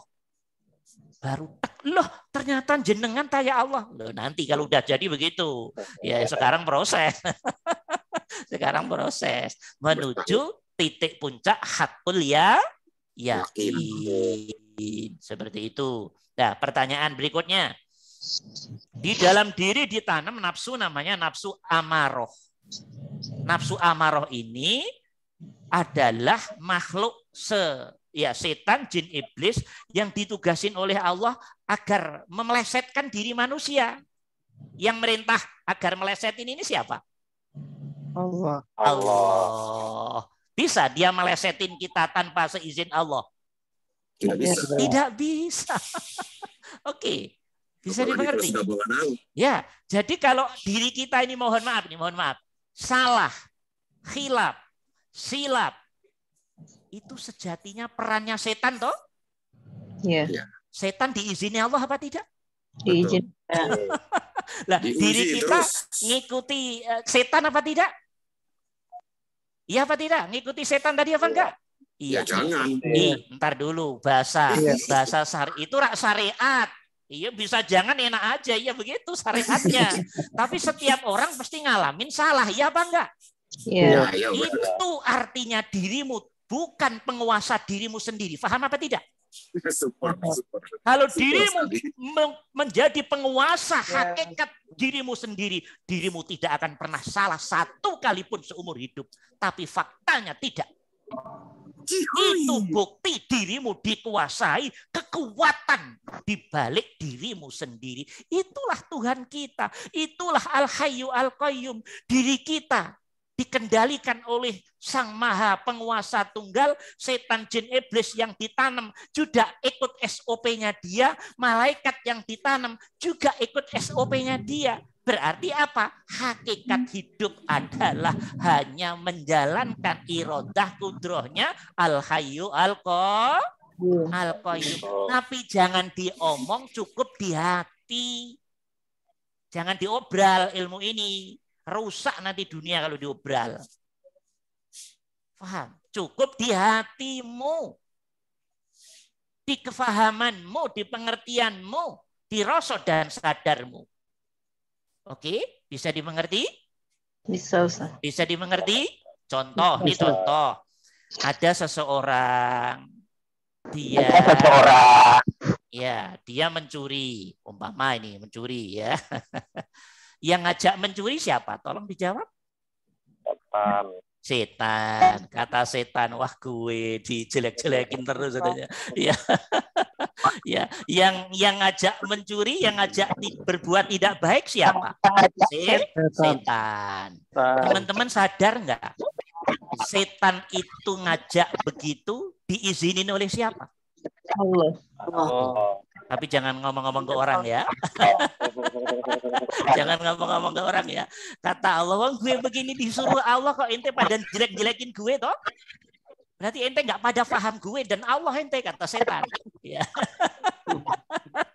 Padahal ayat Al-Qur'annya jelas banget kata setan. Rabbi, wahai Tuhanku. Setan begitu sopan banget pada Allah. Coba kalimat Al-Qur'annya bagaimana? Setan sopan banget. Coba kita lihat di ayat Al-Qur'an. Fabi izzatika la ughwiyannahum ajma'in, kata setan. Ini Al-Qur'an nih, Al-Qur'an nih. Ya, mohon di-mute yang bikin ini ya. Kata Al-Qur'an, fabi izzatika la ughwiyannahum ajma'in. Fabi izzatika, demi kemuliaanmu ya Allah. Loh, berarti setan sama Allah sopan apa enggak? Ayo, setan sama Allah sopan apa enggak? Sopan. Hormat apa tidak? Hormat. Taat apa tidak? Taat. Setan itu taat pada Allah. Dia oleh Allah didudukkan menjadi sistem antagonis dalam diri kita. Nggak paham-paham setan kita ini. Ya. Dasar setan. Oke, mengerti. Setan yang ente nggak paham-paham gue terus katanya. Padahal ayatnya fabi izzatika ya Allah, demi kemuliaanmu. Bahasa Arabnya bagus sekali. Fabi izzatika, demi kemuliaanmu wahai Tuhanku. Loh. Menjunjung Allah tinggi sekali. La ughwiyannahum ajma'in. Hamba sungguh akan menyesatkan mereka semua anak Adam ajma'in. Oke. Tapi ada satu yang saya takutin ya Allah. Illa ibadaka minhumul mukhlasin. Kecuali hambamu yang hati pikirannya jernih, bersih. Semuanya lillah. Ini yang gue takut ya Allah. Kenapa? Karena ini manusia pilihannya Allah. Jadi kalau pengen ditakutin setan harus lillah. Harus ikhlas. Ini sandiwaranya setan aja aslinya, ngerti nggak teman-teman ini? Nggak paham-paham. Ya, jadi setan itu yang repot kalau setan nggak ngajak kejahatan. Ini repot. Berarti setannya pada nggak menjalankan tugas. Lah, kalau setan nggak mau nggak ngajak ke yang jelek-jelek, berarti sistem yang dibuat oleh Allah rusak dong. Berarti Allah tidak hebat. Ya apa enggak? Lah, berarti teman-teman sekarang harus sudah mampu memahami setan. Loh, berarti adanya setan dalam sistem diriku bagian kesempurnaan diri kemanusiaan sebagai bentuk perjalanan kematangan spiritual. Maka spiritual akan dimulai kekurang pahaman, ketidakfahaman, kebodohan, nanti jadi faham, jadi ngerti, semakin matang, masuk ke hakul yakin, setannya oleh Allah dilemahkan. Itu jadi setan itu hanya untuk pemain antagonis dalam diri kita saja. Itu yang disebut ujian ya Ustaz? Ya benar, ujian. Sekarang saya tanya, siapa dari anak manusia yang nggak pernah salah, yang nggak pernah khilaf, yang nggak pernah silap, yang nggak pernah dosa? Ada apa enggak? Nggak ada. Karena dia harus melewati kesalahan dulu. Berarti setan dibuat, malaikat dibuat, ditanam untuk proses spiritual manusia. Gitu loh, paham apa enggak ini? Yang di dalamnya ada setan, mana nggak paham sih ini ya. Setiap kesalahan Kenapa? Kesalahan akan makin mendekatkan kita ke Allah justru ya Ustaz. Secara umum begitu. Kalau tidak ada setan, tidak makan. Orang habis dosa itu lebih bisa ngerosok aku salah ya Allah. Jadi kalau soal salah dosa itu ya memang begitu, potongan kita salah dosa. Tapi itu sebetulnya cara Allah untuk menarik biar kembali ke Allah. Berarti setan perannya bagus nggak di sini? Perannya bagus nggak ini? Bagus. Kata setan ente nggak paham gue ente. Kalau nggak ada setan, kita nggak akan bisa kenal Allah. Paham apa tidak? Iya. Kalau nggak ada setan, kita nggak akan bisa matang masuk zona hakul yakin. Paham apa enggak ini? Biasanya orang kalau habis salah apa? Nangis gitu tak? Nangis, ngerasa kotor, ngerasa salah, kemudian nyari orang yang lebih dipandang oke, belajar. Inilah berarti cara Allah menaikkan grade orang tadi. Ngerti apa enggak ini? Iya. Itu loh. Cuman sang diri ini nggak paham-paham, dablek terus. Super sekali ini. Ya, ini permainan Allah semua. Diri kita ini sejatinya. Cuman sang diri sebagai penonton bingung, belum mampu membaca gerak-gerik Allah dalam diri. Gerak-gerik itu maksudnya irodah kudroh Allah dalam diri kita. Ketemunya gue, kanan gue, kiri gue, depan gue, belakang gue. Kapan ketemu Allah yang gerakannya nyata dalam dirimu? Oke, fungsi setan didudukkan untuk mematangkan jiwamu, pikirmu dari kotor biar jadi agak bersih, sampai bersih. Itu hakikat fungsi nafsu.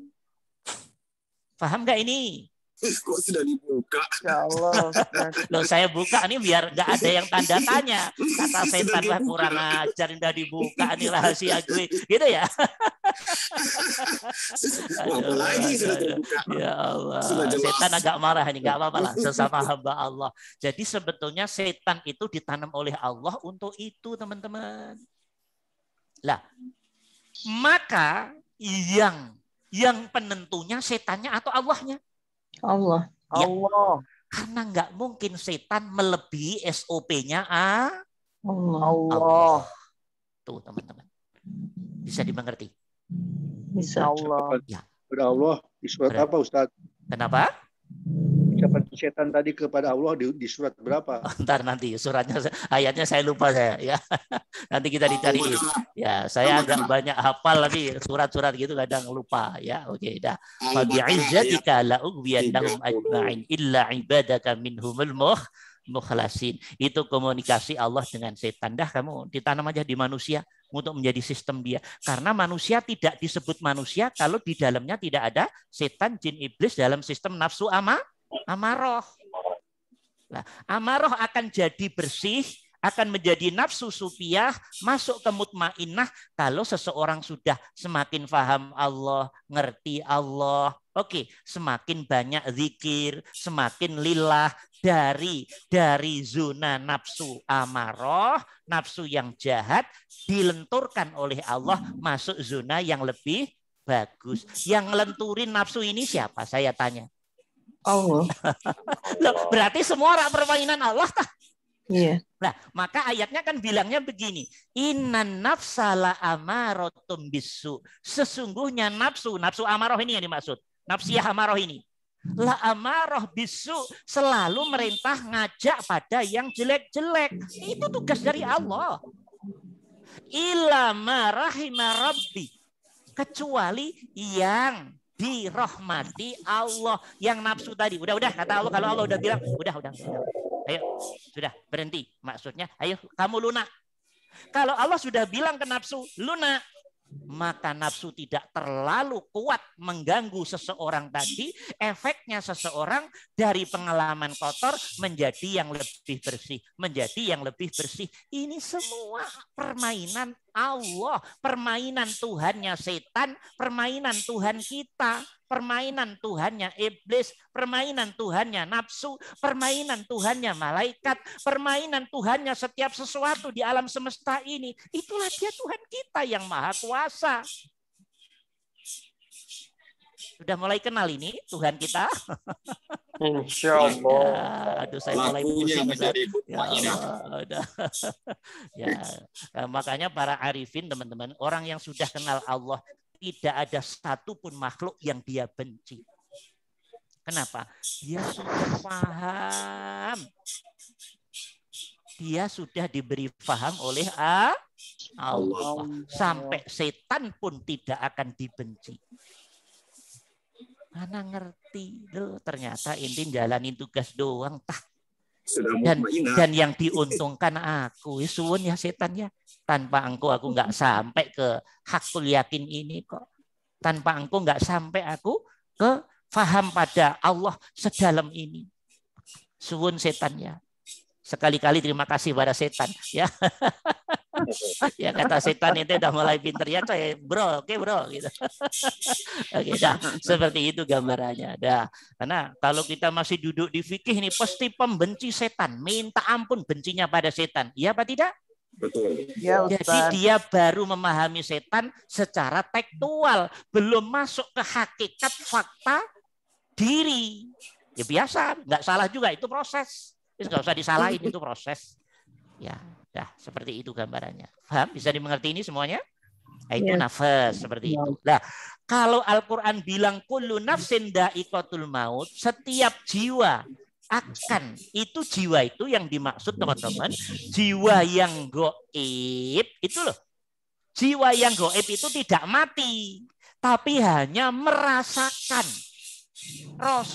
rasa. Zaik itu merasakan, mencicipi rasanya kematian. Maksudnya begini loh. Kullu nafsin dha'iqatul maut, setiap jiwa berarti diri gaib kita.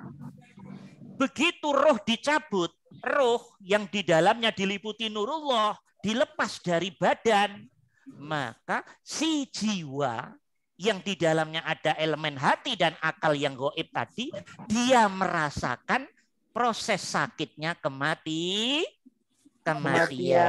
Merasakan itu bahasa Arabnya zaid. Jiwa nggak pernah mati. Diri gaib kita, jiwa yang di dalamnya ada unsur hati, pikiran, yang diliputi roh, tidak akan pernah mati. Dia hidup terus. Dia kekal di bawah liputan Al-Hayyu Al-Qayyum. Bisa dimengerti? Dia hanya merasakan, mencicipi, melewati rasanya kematian. Dia tidak mati. Tolong bedakan ini. Tolong bedakan. Jiwa yang diliputi ruh, yang diliputi nurullah, hanya merasakan.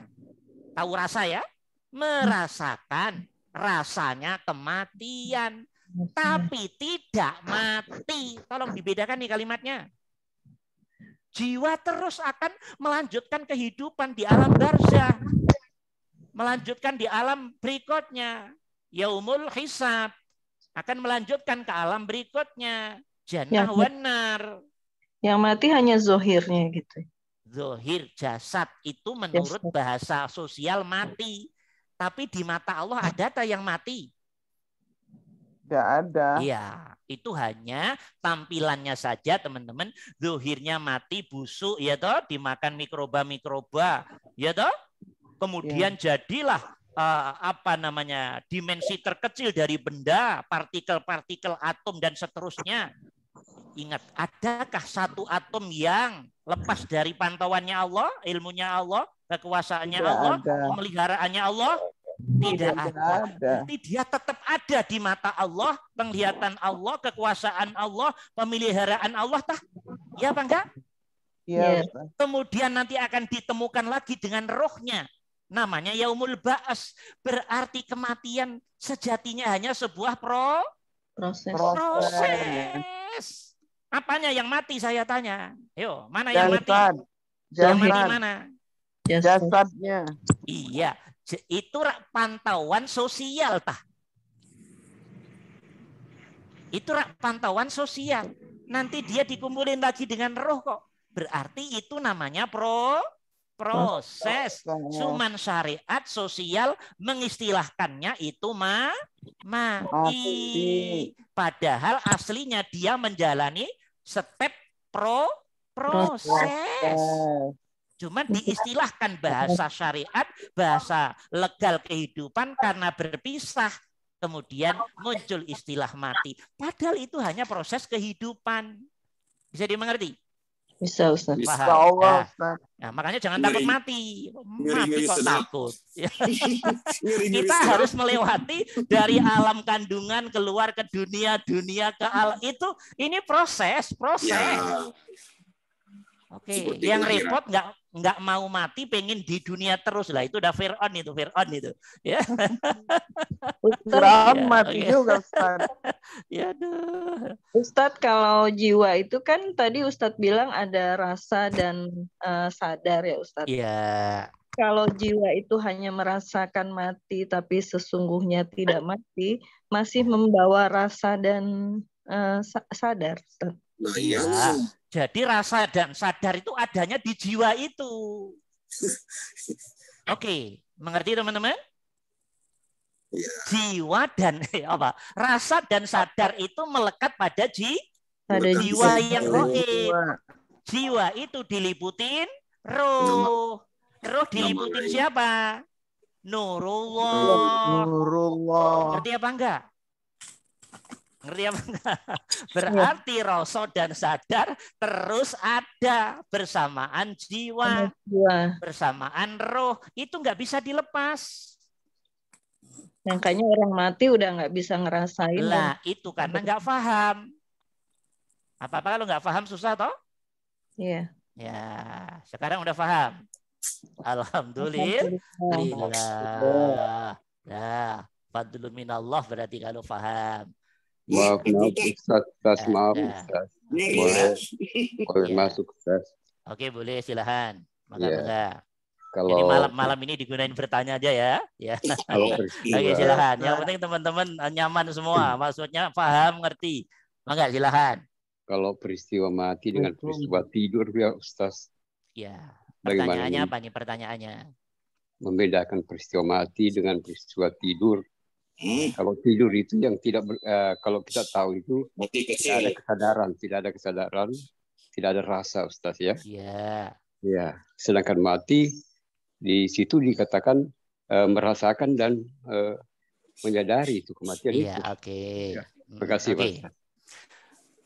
Kita yang tidur aja kadang tidak sadar apa itu tidur. Ma huwan naum, wa ma huwan nu'as, wa ma huwan maut. Ya. Oke, sekarang coba semuanya belajar dari diri sendiri. Saat kita tidur, iya. Saat kita tidur, oke. Teman-teman, kita kehilangan satu ruh dari 9 ruh. Ruh itu namanya ruh roihani, yang tempatnya di bagian kepala, akal. Ruh itu dikeluarkan oleh Allah dari tubuh. Maka efeknya ngantuk dan tidur. Maka orang yang tidur, alam rasa dan sadarnya yang melekat pada jasad berkurang. Tidak normal kayak umumnya orang yang tidak ngantuk dan tidur. Oke? Bisa dimengerti? Maka ketika tidur, akal off. Iya toh? Akal off toh? Iya. Akal off itu berarti kesadarannya off. Ya. Kemudian hati, rasa pun off. Iya apa tidak?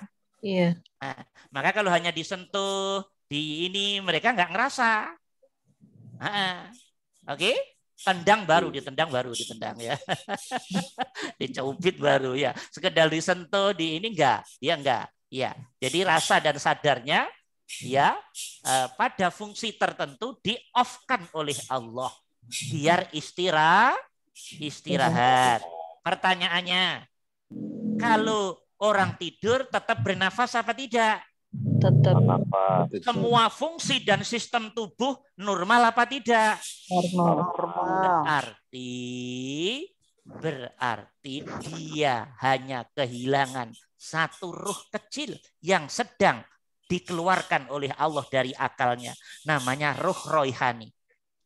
Oke? Kalau ruh roihani yang tempatnya di akal ini, dia melihat apa, maka akan terbayang di memori orang itu. Muncullah dalam mimpinya. Masya Allah.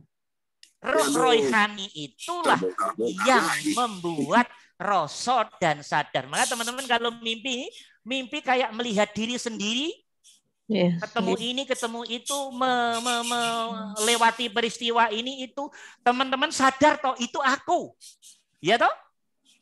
Rasa itu aku, mamanya mimpi di apa mamanya, di melihat hantu mamanya. Nah, pasti diri kita merasakan ketakutan kan, ya toh? Ya Pak enggak? Ya Ustaz. Oke, sadar kan kalau kita takut kan saat melihat hantu dalam mimpi tadi? Sadar. Kenapa? Karena ruh roihani sedang diperlihatkan oleh yang punya roh, berarti Al-Hayyu Al-Qayyum pada hantu itu tadi. Oke? Maka dirimu yang tidur merasa dan menyadari begitu bangun, loh, saat lo bangun sudah menjadi sistem yang sempurna kembali. Sekejap. Oh, lebih dari sekejap. Ya. Nggak bisa dihitung kecepatannya. Bisa dimengerti? Sekejap mata. Ruh roihani sedang. Nah, kalau ruh roihani oleh Allah umpamanya diajak ke Mekah sana, dia diperkenankan sholat, maka mimpinya sholat di Mekah. Hatinya ngerasa enjoy, enak, adem, ayem, tentrem. Bener-bener di rasa sadarnya, loh aku kok sholat di Mekah. Ternyata mimpi. Artinya ruh roihani yang dilepas Allah dari akal oleh Allah. Kalau ruh sudah nggak mengenal jarak, teman-teman. Nggak mengenal jarak. Karena ruh itu rasa itu sendiri nanti hakikatnya. Rasa kenal jarak apa tidak? Tidak. Ya, mau matahari set, ya langsung sampai matahari sana. Itulah rasa. Itu roh. Maka nanti orang yang sudah tajam banget hati pikirnya, wah bisa kemana-mana dengan hitungan sekejap. Kalau Allah memperkenankan. Karena dia mengendarai rasa itu tadi. Rasa tek ke Mekah, ya tek itu juga ke Mekah. Harus sedang tidur. Kalau kita kan harus beli tiket dulu, ya toh. Ngurus paspor, ya toh. Ngurus PCR visa, dulu. ya toh. Harus VCR dulu. Kalau orang-orang yang udah benar-benar makom jernih hatinya, dia tinggal minta izin pada Allah. Ya Allah, hamba mohon ke sana. Kalau Allah ngizinin, secepat kilat itu juga. Pakainya rasa. Karena rasa adalah kendaraan tercepat. Oke? Yang tidak mengenal waktu dan tidak mengenal tempat. Itulah rasa. Seperti itu tadi gambarannya perbedaan antara tidur dengan mati. Nah, kalau mati ya udah tahu semua, atau kalau mati begitu mati ya sudah. Kalau mati jasad tidak ada nafas, tidak ada sistem, semua jasad berhenti semua, ya toh? Nggak ada nafas, nggak ada rasa, nggak ada sadar. Orang mati mau ditendang, mau dibakar ya diam aja jasadnya. Oke, karena dia sudah dilepas jiwanya yang diliputi rohnya dan nurullah tadi. Oke, mau dibuang ke laut sampai jadi bangkainya dimakan ikan ya diam aja kalau jasad. Tapi di mata Allah nggak hilang loh ya. Walaupun dimakan ikan, dimakan buaya, dia menjadi partikel terkecil, atom, tidak akan hilang. Semua dalam genggaman kekuasaan pemeliharaan Allah. Jadi jangan pernah berpikir, loh kalau kemudian mati dibakar, gimana Allah cara nanyanya? Loh nggak pintar berarti. Nggak pintar. Di mata Allah nggak ada barang hilang. Nggak ada barang hilang. Oke, bisa dimengerti ya? Ya, dah. Ya. Itu Satu bedanya antara tidur dengan mati. Iya. Bisa satu lagi. Oke. Makanya Rasul menyebut tidur itu mati kecil. Karena ruh yang keluar hanya satu ruh dari 9 ruh. Nah, ruh yang utama dalam diri kita namanya ruh idofi. Ruh apa tadi? Ruh idofi. Ruh idofi itu substansinya ya irodah, kudroh, hayat, ilmu, sama, basor, kalam. Itu hakikatnya ruh idofi. Rahasianya siapa? Rahasianya Al-Hayyu Al-Qayyum sendiri.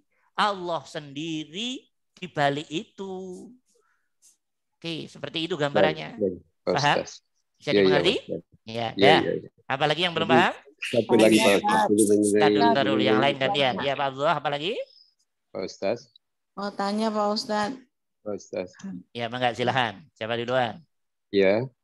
Jadi proses musyahadah itu Pak Ustaz, itu masih ada kesadaran penuh ya Pak Ustaz ya.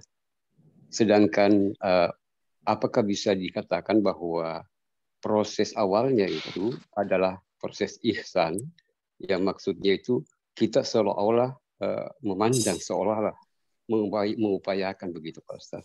Dan puncaknya nanti adalah musyahadah, begitu. Bisa begitu Pak Ustaz. Ihsan itu bukan seolah-olah. Ini banyak Ustadz ini yang mengartikan hadis ka'annaka taroh, seakan-akan melihat Allah. Nah kalau seakan-akan, kapan melihat Allahnya? Kok seakan-akan terus? Ka'annaka di situ diartikan litahqiq. Sungguh. Ihsan itu, Pak Abdullah, ihsan itu adalah wujudnya rasamu total, sadarmu total tentang bahwa ini adalah perbuatan irodah kudrohnya Allah. Berarti hati pikirmu, rasa sadarmu total melihat perannya Allah tah. Saat hati pikirmu begitu, itu namanya ihsan. Ihsan itu sejatinya ya kesempurnaan tauhid itu sendiri. Ihsan itu sejatinya kesempurnaan, ikhlas dan lillah itu sendiri. Sama dengan musyahadah Ustaz. Loh beda. Kalau musyahadah yang akan menjadikan seseorang hakul yakin itu terjadi dalam zikir Pak nanti Pak. Oh iya. Terjadi dalam zikir level tinggi, teman-teman rasanya udah melewati dimensi jasad, melewati dimensi jiwa, melewati dimensi roh, melewati dimensi sir, baru kalau Allah berkehendak dimasukkan ke latifah robbaniyah, saat itulah ada satu peristiwa yang intinya inti kayak kata Quran itu, innani anallah la ilaha illa ana, sesungguhnya nggak ada Tuhan selain gue coy, ya saya ini loh Tuhanmu. Makasih Pak Ustaz. Oke, ya yang dimaksud dimensi yang meliputi roh itu loh Pak Abdullah. Tapi ini harus dibuktikan secara spiritual tah, bukan hanya pada kefahaman. Mengerti? Itu musyahadah dalam pengertian khusus nanti seperti itu. Oke, Pak Abdullah paham? Nah, makasih. Musyahadah dalam pengertian luas. Nanti minggu depan saya bahas hubungannya dengan zikir. Sekarang teman-teman saya tanya begini. Teman-teman melihat umpamanya melihat apa? Melihat ikan. Contoh aja ikan. Lihat ikan di akuarium, di kolam atau di apa. Teman-teman bukan hanya melihat makhluk yang namanya ikan. Hati pikirmu bisa menembus lewat rasa sadarmu. Loh, ikan ini makhluk. Ikan diliputi yang namanya roh. Roh diliputi yang namanya Nurullah Al-Hayyu Al-Qayyum. Hati pikirmu melihat Al-Hayyu Al-Qayyum, pergerakan ikan.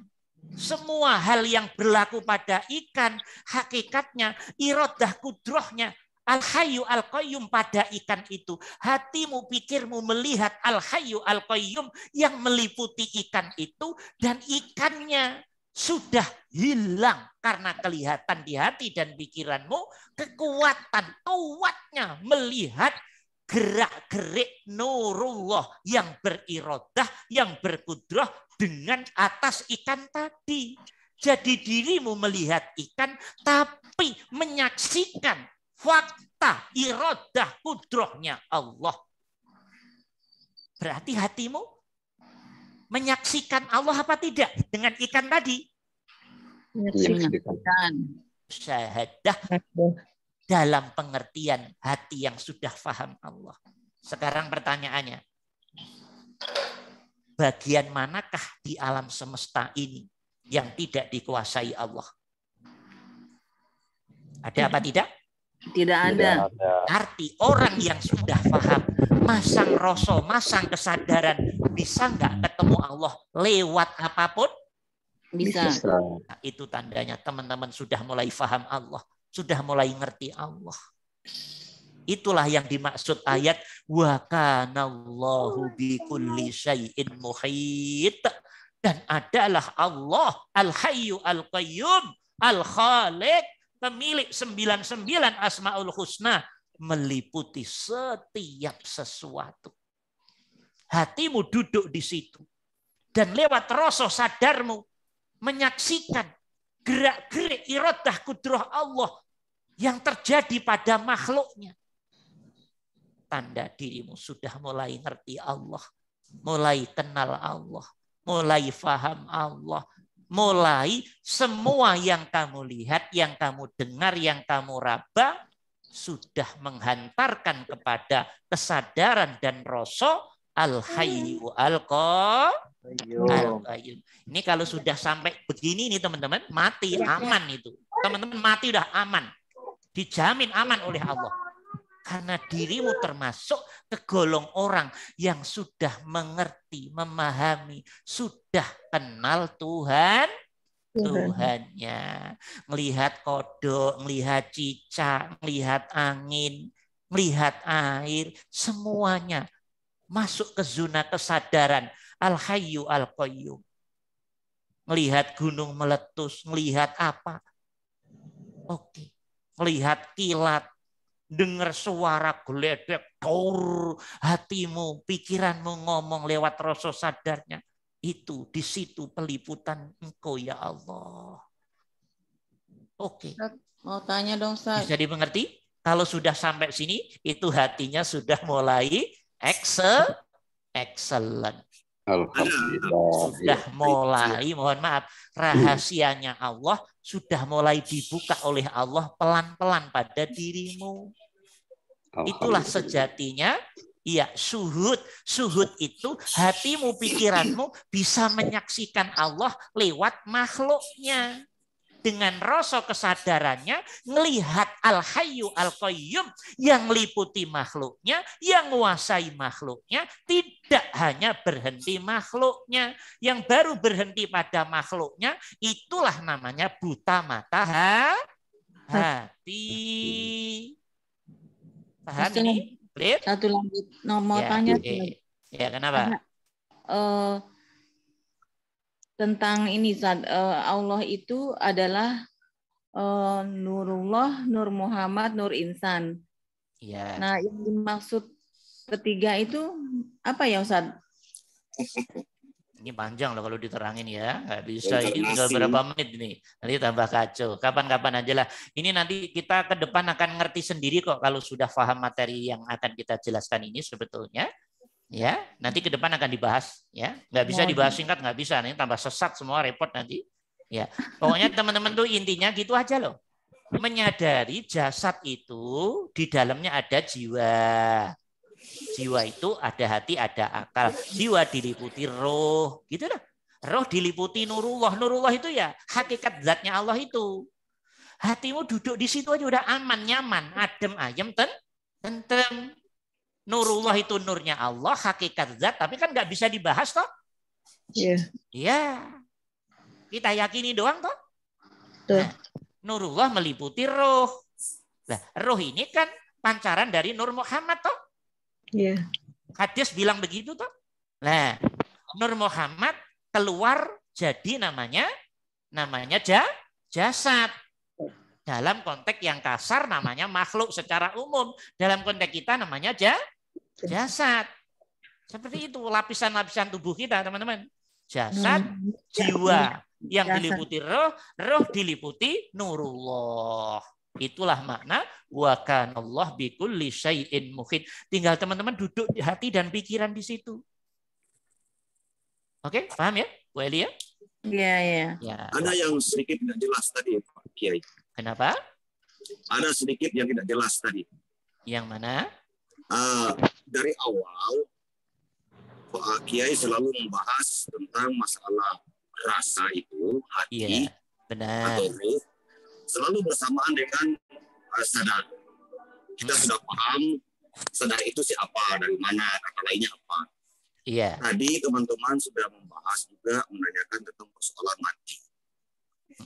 Nah, saya melihat agak sedikit bertolak belakang karena Pak Kiai menitik beratkan bahwa kendaraan yang mengetahui tentang di balik mimpi itu adalah rasa itu. Sebenarnya Pak Kiai, kalau menurut saya ini kontradiksi. Lantas dikemanakan alam sadarnya? Harusnya sadar itulah yang mengetahui, karena rasa tidak pernah mengetahui. Mungkin begitu mohon pencerahannya, Pak. Oke. Jadi rasa dan sadar itu sistem ya, Pak Muhtar Jufri, tidak bisa berdiri sendiri. Sadar tanpa rasa tidak bisa, tidak sempurna. Rasa tanpa sadar juga tidak sempurna. Rasa dan sadar itu adalah puncak kesempurnaan satu kesatuan, nggak bisa dipisah dong, rasa dan sadar. Nah kalau Pak Jufri tidak sadar tentang Pak Jufri, bagaimana coba? Nah, di situ nah, maksud saya. Pak Jufri sadar tapi nggak ngerasa tentang dirinya Pak Jufri, bagaimana? Di situ maksud saya. Apa artinya? Maka saya selalu bilang rasa dan sadar itu satu sistem. Tidak bisa dipisah. Tidak bisa dipisah. Oke ya. Nanti kapan-kapan dijelaskan lebih jauh. Tapi yang penting intinya teman-teman sudah paham. Oh gitu ya. Nah, dah. Oke, bisa dimengerti ya teman-teman? Ya. Alhamdulillahirabbil alamin. Waktu kita udah habis ini ternyata ya Allah luar biasa, pertanyaannya agak berat-berat malam ini ya. Pertanyaannya udah pertanyaan ilmiah, udah mulai bermutu semua. Nah, itu kita inginkan teman-teman udah mulai menangkap. Oh, gitu ya. Nah, setelah itu nanti berjalan ruhiyah spiritualnya, Allah akan mendidik hati pikirmu, dimatangkan dengan sejalan peristiwa 24 jam kita dengan aneka ujian-ujiannya, kemudian kita semakin dimatangkan pelan-pelan, itulah cara Allah untuk mematangkan pengenalan dirinya pada makhluknya. Setelah kenal mati aman. Yang repot belum kenal Tuhannya, yang lebih dekat dari urat lehernya mati. Itu namanya mati dalam keadaan buta dari Tuhannya. Itu yang dimaksud oleh Allah, mangkana fi hadhil a'ma wa huwa fil akhirati a'ma wa adallus sabila. Barang siapa yang sebelum mati di dunia ini enggak kenal Tuhannya, padahal aku lebih dekat dari dirinya, aku meliputi dirinya. Dia nggak kenal, dia nggak ngerti, dia nggak paham, dia nggak bisa merasa, dia tidak bisa menyadari tentang aku, tentang diriku, tentang zatku, tentang wujudku yang meliputi dirinya. Mati tet, wa huwa fil akhirati a'ma, di akhirat tetap buta, wa adallus sabila, bahkan lebih parah tingkat kebutaannya. Nih teman-teman. Jadi kalau mau belajar beneran sekarang saat masih hidup, oke? Awas hati-hati nih. Alhamdulillahirabbil alamin. Mudah-mudahan ada manfaatnya ya teman-teman. Ya kalau ada khilaf mohon dimaaf. Cukup sekian. Assalamualaikum warahmatullahi wabarakatuh. Syukran. Waalaikumsalam warahmatullahi wabarakatuh. Waalaikumsalam warahmatullahi wabarakatuh. Assalamualaikum warahmatullahi wabarakatuh. Sehat walafiat. Amin. Ustaz. Assalamualaikum. Assalamualaikum. Terima kasih Ustaz. Assalamualaikum.